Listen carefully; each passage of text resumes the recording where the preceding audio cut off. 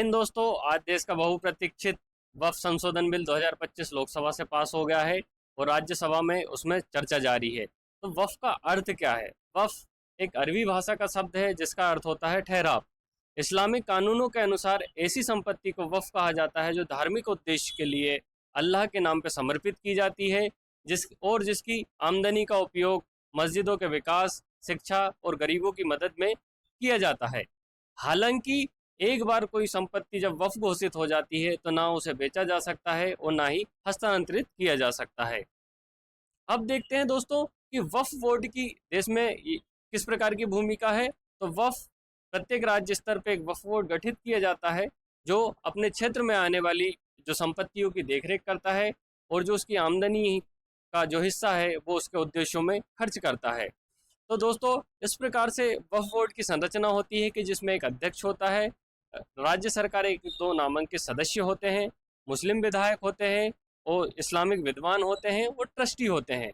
दोस्तों, सबसे महत्वपूर्ण बात जो कि वक्फ बोर्ड देश में तीसरा सबसे बड़ा संपत्ति धारक है, जिसमें जिसमें सेना, रेलवे के बाद वक्फ बोर्ड के पास देश भर में 9,40,000 एकड़ की संपत्ति का भूमि का मालिकाना हक है।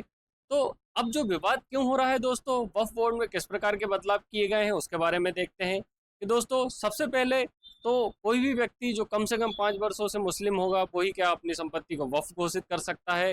दूसरा, अब जो जिला कलेक्टर यह निर्धारित करेगा कि कोई संपत्ति वक्फ है या नहीं, उसका निर्णय अंतिम रूप से होगा और सरकार हर साल वक्फ संपत्तियों का नियमित रूप से उनका ऑडिट कराएगी और उनके खातों की देखरेख करेगी। सरकार इसके साथ ही सरकार वक्फ संपत्तियों का कभी भी ऑडिट करा सकती है। अब वक्फ ट्रिब्यूनल के जो फैसले रहेंगे वो अंतिम नहीं होंगे। अब उन फैसलों के विरुद्ध में दोस्तों किसी भी कोर्ट में जाया जा सकेगा और एक केंद्रीकृत इंटीग्रेटेड पोर्टल का निर्माण किया जाएगा जिसमें वक्फ संपत्तियों की संपूर्ण जानकारी और उनकी आमदनी का सोर्स और खर्चों के बारे में विस्तृत ब्यौरा होगा। अब दोस्तों, जो वक्फ संशोधन बिल 2025 लोकसभा से पास हो चुका है और राज्यसभा में उसमें चर्चा जारी है। अब देखते हैं कि राज्यसभा से कब पास होता है और किस प्रकार का कानून के रूप में कब तक परिणित होता है। तो दोस्तों, अगर आपका हमारा वीडियो पसंद आ रहा होगा तो कृपया वीडियो को लाइक कीजिएगा, कमेंट कीजिएगा और सब्सक्राइब कीजिएगा।